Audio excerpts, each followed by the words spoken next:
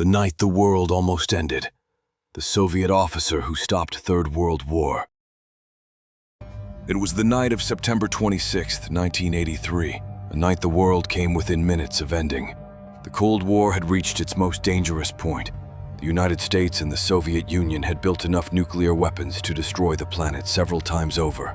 Both sides watched each other with suspicion, their fingers poised over the red buttons that could unleash Armageddon. In a secret bunker outside Moscow, one man sat before a glowing console of screens and alarms. His name was Stanislav Petrov, a 44-year-old lieutenant colonel, calm, analytical, and disciplined. He didn't know it yet, but before the night was over, the fate of half the planet would rest in his hands.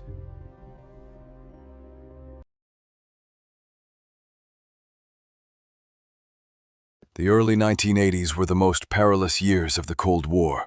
U.S. President Ronald Reagan called the Soviet Union an evil empire. The Soviets, led by Yuri Andropov, saw America as a nation preparing for a surprise nuclear strike. Weeks earlier, tensions had exploded when a Korean passenger jet, Flight 007, was shot down by Soviet fighters, killing 269 people. The incident had stunned the world and deepened mistrust. The Soviet military command now believed a U.S. nuclear attack was not just possible, but imminent. They deployed their newest early warning satellite system, OKO, the Eye. Its purpose? Detect incoming American missiles within seconds and give time for retaliation. Shortly after midnight, Petrov sat at his console deep within the Serpukhov 15 command bunker. The room was quiet, only the hum of electronics and the occasional click of switches. Then, suddenly, a warning flashed on the main screen. Missile launch detected, United States. The room froze. Petrov leaned forward, staring at the data. According to OKO, one U.S. intercontinental ballistic missile had just been fired. Moments later, a second alert, then a third, then two more. The system now reported 5 incoming missiles heading straight toward the Soviet Union. Protocol was clear. Report the strike to the high command immediately. If he did, within minutes, the Soviets would launch a full-scale nuclear counterattack. This was not a drill. The entire world hung by a thread.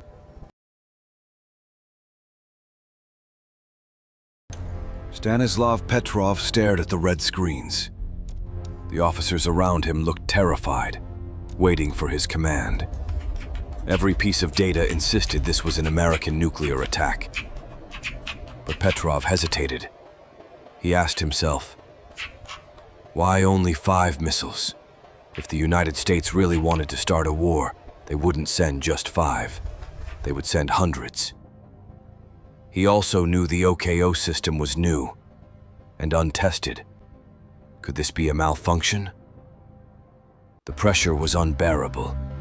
He had mere minutes to decide. Report the strike and risk global annihilation, or disobey orders and trust his instincts.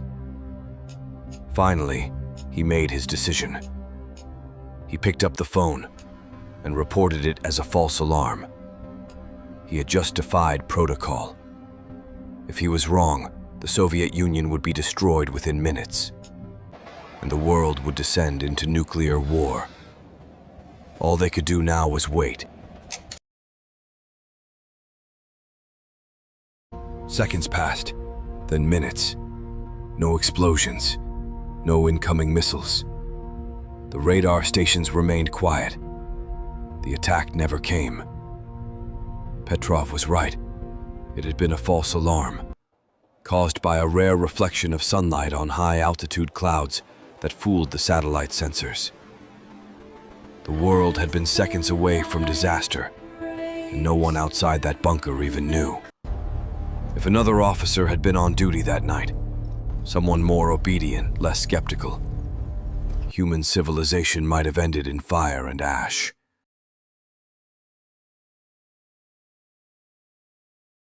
But instead of medals or recognition, Petrov received suspicion. His superiors interrogated him for hours, questioning his failure to follow protocol. The Soviet military buried the incident. It was classified as top secret. They couldn't admit that their billion-ruble early warning system had nearly triggered a nuclear war. Petrov was transferred to a lesser position and retired early. He lived the rest of his life quietly, in a small apartment near Moscow, caring for his sick wife. He rarely spoke of that night, the night he chose human judgment over machine data and saved the world. For over a decade, no one knew what Stanislav Petrov had done. Then, after the collapse of the Soviet Union, his story finally emerged in the late 1990s. He was invited to the United States and Europe, receiving awards such as the World Citizen Award and recognition from the United Nations. Yet Petrov remained humble, even uncomfortable with being called a hero. He simply said, "I was just doing my job. I didn't want to be responsible for starting World War III." When asked if he ever felt like a savior of humanity, he quietly smiled and replied, "I was lucky that night. Anyone else might have done the same." Petrov died in May 2017, aged 77, largely unknown in his own country. But his act of calm defiance remains one of the greatest examples of moral courage in modern history. He reminded us that the fate of humanity often rests not in technology, but in the quiet bravery of one human being. He was a man who stopped a war before it began, a man who saved millions without anyone knowing. Stanislav Petrov, the man who saved the world. Thank you for watching Untold Tales. If you believe stories like this deserve to be remembered, hit subscribe, like our video, and help us bring light to the forgotten heroes who shaped our world.